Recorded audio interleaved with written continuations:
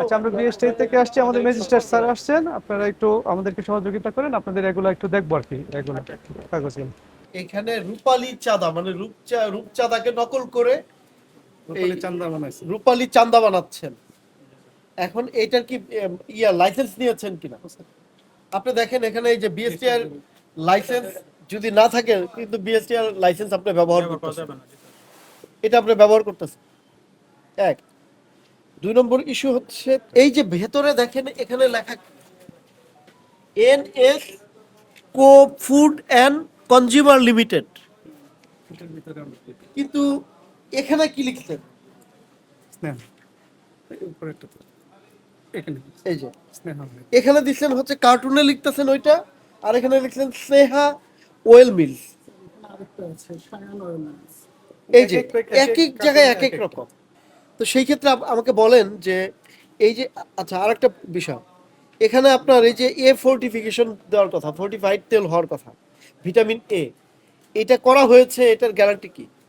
তো এটা আপনার ওই বড় বড় কোম্পানি যেগুলো আছে, সিটি মিল প্লাস আপনার ফ্রেশ ম্যাগনা, ওইখান থেকে সয়াবিন তেলটা আসে আমি যতটুকু জানি। আপনারা পরীক্ষা করেছেন? পরীক্ষা করেন নাই? আচ্ছা, এই ফ্যাসিলিটিস আছে এখানে?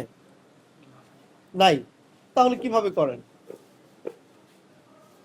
আমরা তো ওই সাইডে দেখলাম যে গ্রামগুলা এত নোংরা, এই পরিবেশে কি তেল রাখা যায়? এবং একটু মাপেন তো যে কোয়ান্টিটি ঠিক আছে কিনা। মাপে দেখি আমরা, ঠিক আছে কিনা। পড়ে গেলে ওনারা আবার বলবে তো পড়ে গেছে। আস্তে তারপর একটা নিরবন। আচ্ছা, এটা আমরা খালি করে দিলাম 1 লিটারের মাপ পড়ে গেছে 500। আস্তে করো, বাইরে যেতে না। আর নিচু করে একদম, হ্যাঁ, তাহলে পড়বে 250।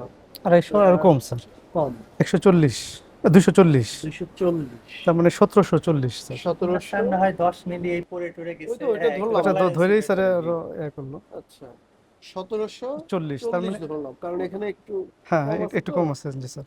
1740, তার মানে ওনার ডিক্লেয়ার থেকে 60 মিলি কম, ওনার 1800 গ্রামও যদি মিলিও যদি ডিক্লেয়ার দেয় স্যার, 60 মিলি সেখান থেকে 60 মিলি কম দিচ্ছেন আপনারা। বুঝছেন আপনার জিনিসটা, আপনি যেটা পরিমাপে ডিক্লেয়ার কম, করছেন সেটার থেকেও কম দিচ্ছেন।